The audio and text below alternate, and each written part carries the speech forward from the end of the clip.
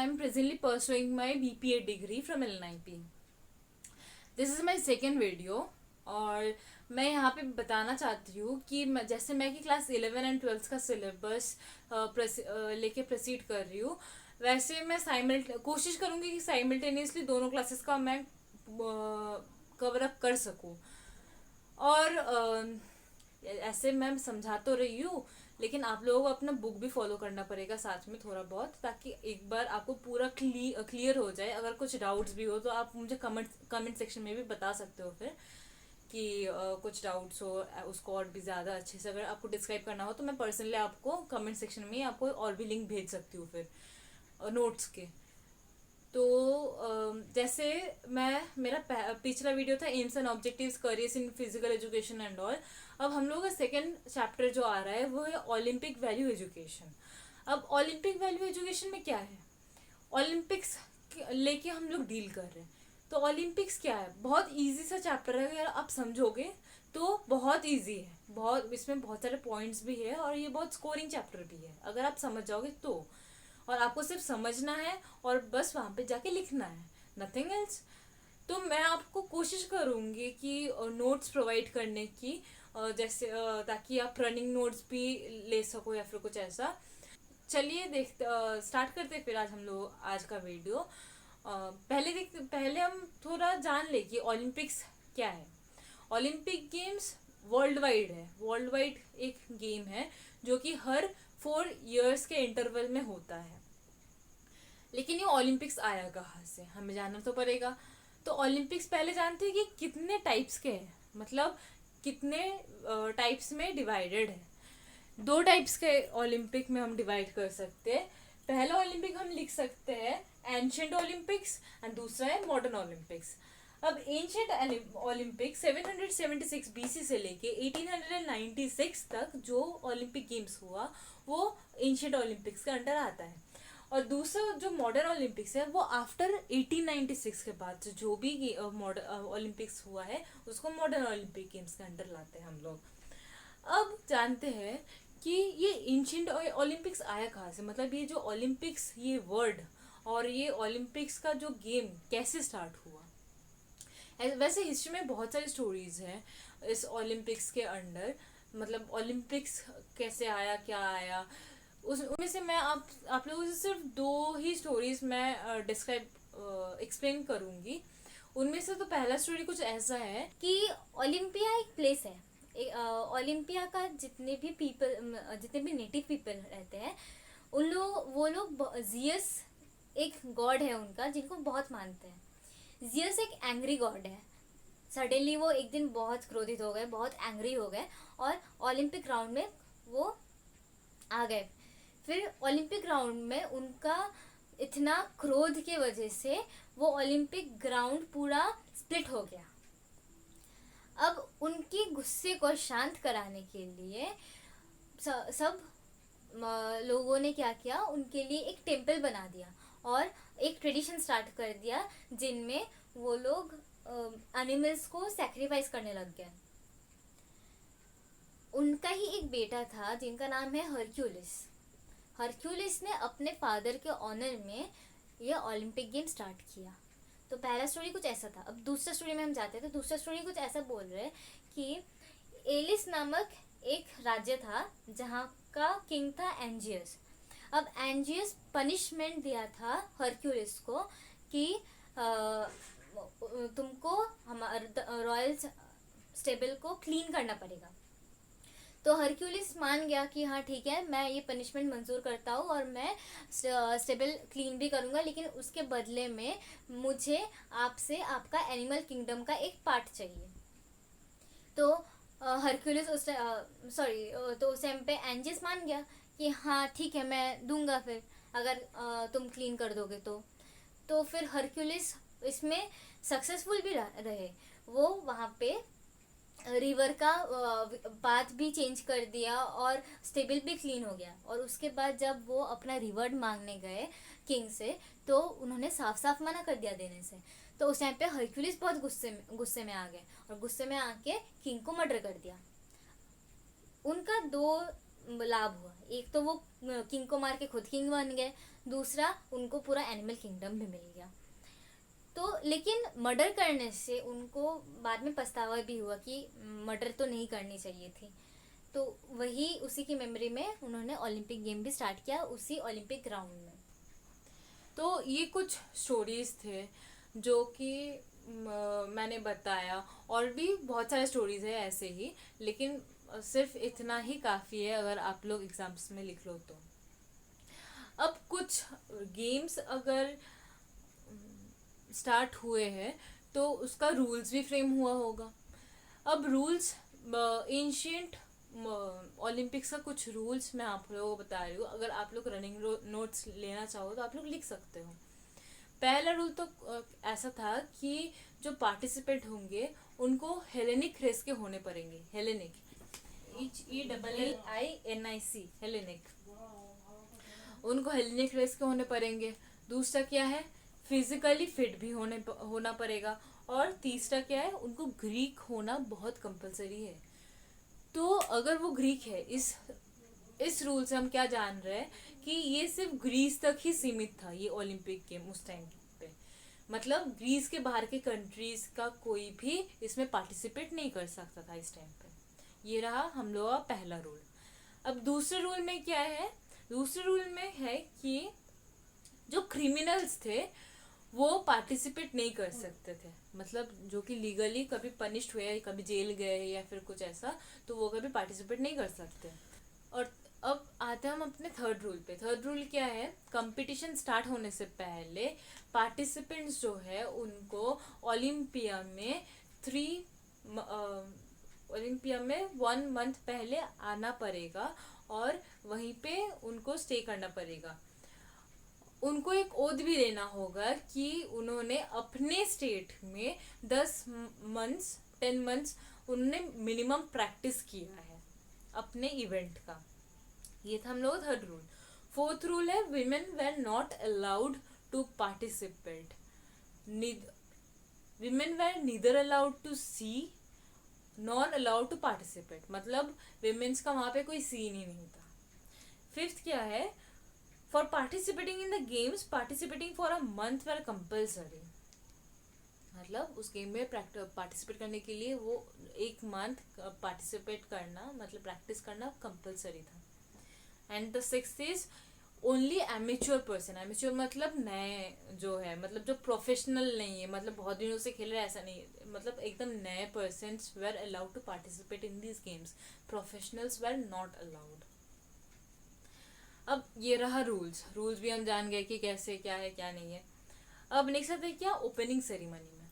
Opening ceremony मतलब अब game हुआ, गेम का रूल्स भी बन गए, फ्रेमवर्क हो गया। अब उस गेम्स को स्टार्ट करने के लिए क्या होता है, ओपनिंग सेरेमनी होता है। ओपनिंग सेरेमनी में क्या क्या होता था कि सब पहले तो सारे प्लेयर्स, उनके ट्रेनर्स, उनके फादर ब्रदर, जो भी फैमिली है एक्सक्लूडिंग द फीमेल मेंबर्स, सब लोग वहाँ पे असेंबल होते थे। फिर जितने भी प्लेयर्स है वो लोग एक साथ ओपनिंग सेरेमनी के लिए असेंबल होने के बाद एक ओथ लिया जाता था, which was according to the rules of ancient Olympics.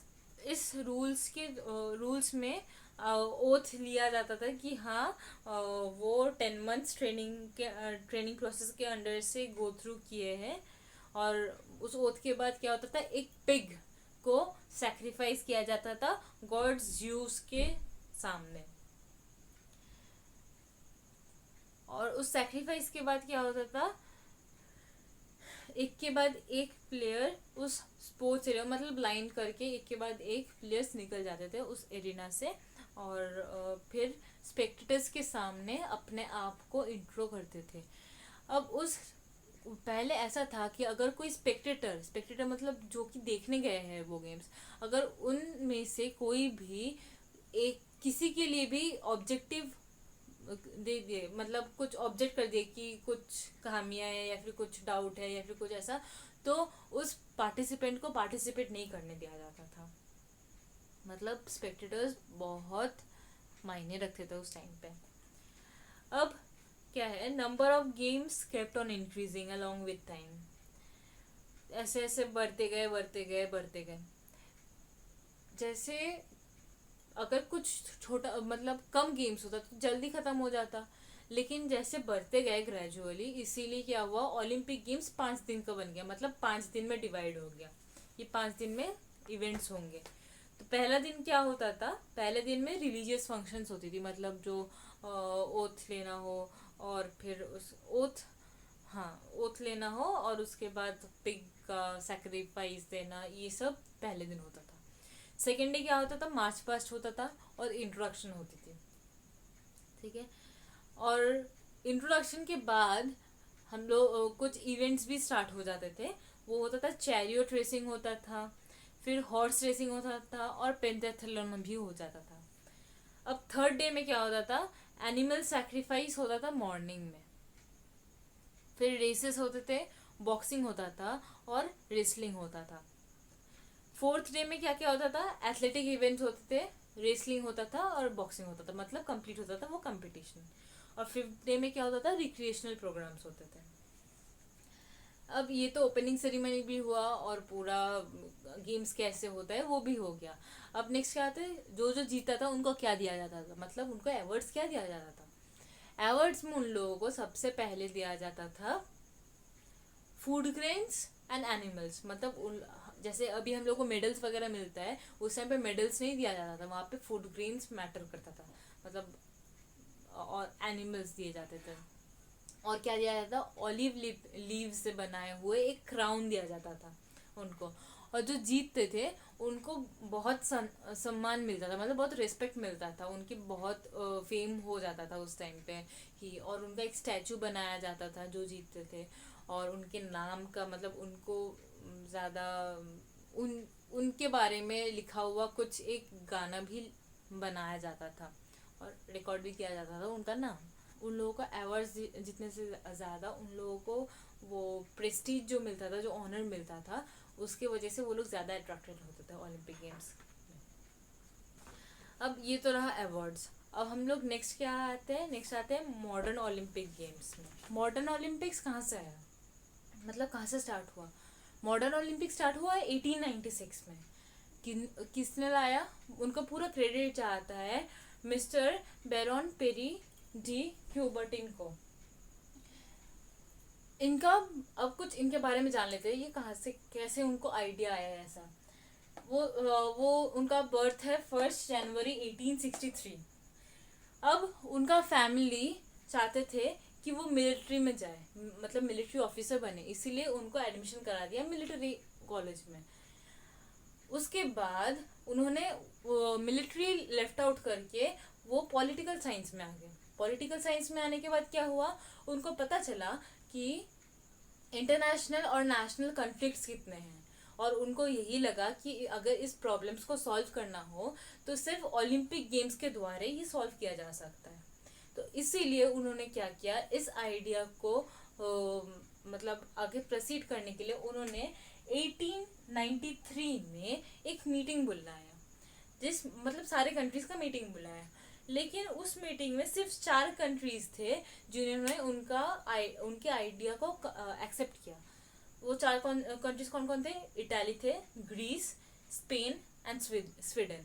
ये 4 ही कंट्रीज थे जो उनके आइडियाज को एक्सेप्ट किए, और बाकी सारे कंट्रीज ने डिसएग्री कर दिया उनके आइडियाज से।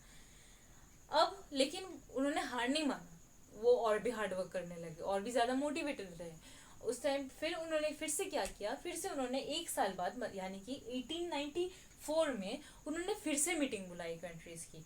और उस टाइम पे मीटिंग में वो सक्सेसफुल भी रहे एक हद तक, मतलब मैक्सिमम कंट्रीज मान गए कि पार्टिसिपेट करने के लिए ओलंपिक गेम्स में। अब ओलंपिक गेम्स मान गए, कब से स्टार्ट हुआ, फिर 1894 में ये मीटिंग से एक्सेप्ट हो गए कि हाँ ओलंपिक गेम तो अब होगा। पहला ओलंपिक गेम कब हुआ, 1896 में पहला ओलंपिक गेम हुआ। कहाँ पे हुआ, एथेंस में हुआ। उस टाइम पे कुछ ज़्यादा पार्टिसिपेंट्स नहीं थे, सिर्फ 9 कंट्रीज पार्टिसिपेट किए थे।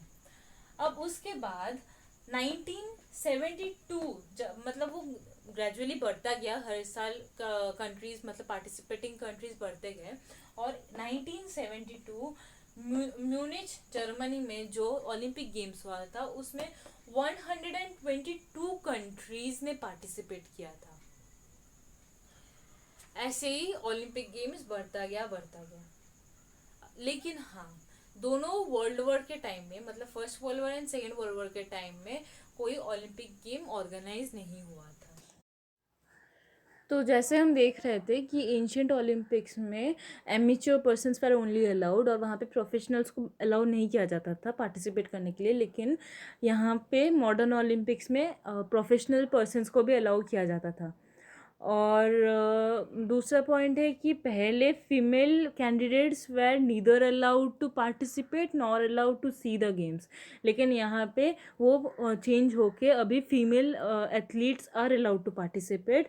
एंड सबसे अच्छी बात तो ये है कि अभी फ़िलहाल प्रेजेंटली हमारे फीमेल जितने पार्टिसिपेंट्स हैं वो लोग ज़्यादा मेडल्स लाते हैं कंपैरिजन टू मेल पार्टिसिपेंट्स। तो यहाँ पे हम ये तो डिराइव कर सकते हैं कि जैसे पहले का जो एंशिएंट ओलंपिक्स था यहाँ पे वो बहुत फ्लेक्सिबल हो गया अभी प्रेजेंटली। तो अब आता है opening ceremony of Olympic games. Modern Olympic games में ओपनिंग सेरेमनी में पहले जो ओलंपिक टॉर्च और फ्लेम उसको लाइट किया जाता है ओलंपिया के जो ग्राउंड है वहाँ पे, और नॉर्मली वो सनरेज के द्वारा ही लाइट किया जाता है। फिर फ्लेम को लाइट करने के बाद उसको जो ऑर्गेनाइजिंग या फिर होस्टिंग कंट्री है वहाँ पे लाया जाता है, और वहाँ पे उस होस्टिंग कंट्री का प्राइम मिनिस्टर और प्रेसिडेंट इस गेम्स को ओपन डिक्लेयर करता है। इस डिक्लेरेशन से पहले जितने भी पार्टिसिपेटिंग प्लेयर्स या फिर कंट्रीज़ होते हैं वो लोग एक मार्च पास्ट में पार्टिसिपेट करते हैं और उसके बाद ओथ लेते हैं। फिर उन लोगों का रिक्रिएशन प्रोग्राम्स होता है, कल्चरल प्रोग्राम्स होता है, और उसके बाद ओलंपिक फ्लेम को जलाया जाता है ओलंपिक टॉर्च के द्वारा।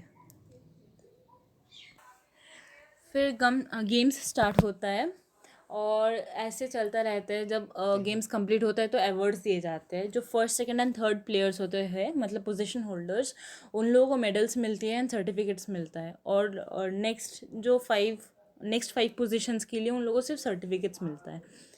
तो ऐसे अवार्ड्स देने के बाद फिर क्लोजिंग सेरेमनी में आते हैं। क्लोजिंग सेरेमनी में जितने भी स्पोर्ट्स पर्सन्स हैं वहाँ पे, मतलब पार्टिसिपेटिंग टीम्स, वो लोग सब एक साथ गैदर होते हैं स्टेडियम में।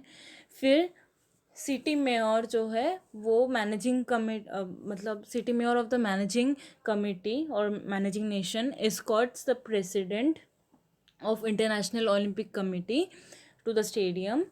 फिर उन लोग जो भी सेलिब्रेशंस वगैरह होता है लास्ट में, मतलब कल्चरल प्रोग्राम्स एंड ऑल, उसके बाद वो प्रेसिडेंट इस गेम्स को क्लोज करते हैं, मतलब ही डिक्लेयर्स द गेम क्लोज्ड। तो इस वीडियो में हमने क्या क्या सीखा। इंट्रोडक्शन ऑफ ओलंपिक गेम्स, मतलब कहाँ से आया, history and all, ancient Olympic games और मॉडर्न ओलंपिक गेम्स के बारे में थोड़ा बहुत मैंने फ्रेम किया है इस वीडियो में। अब मैं अपने नेक्स्ट वीडियो में Olympic flame, Olympic oath, Olympic motto, ये सब मैं डिस्क्राइब कर दूंगी। और आप लोग इसको भी एज अ रनिंग नोट ले सकते हो आपके प्रिपरेशन के लिए एग्जाम्स के। तो नेक्स्ट वीडियो मेरा देखना मत भूलना, और मेरे चैनल को सब्सक्राइब कर देना, लाइक कर देना, कमेंट कर देना अगर आपको अच्छा लगे तो, और शेयर ज़रूर करना ताकि मेरा चैनल भी थोड़ा बहुत ग्रो हो जाए। और चलिए नेक्स्ट वीडियो में आते हैं।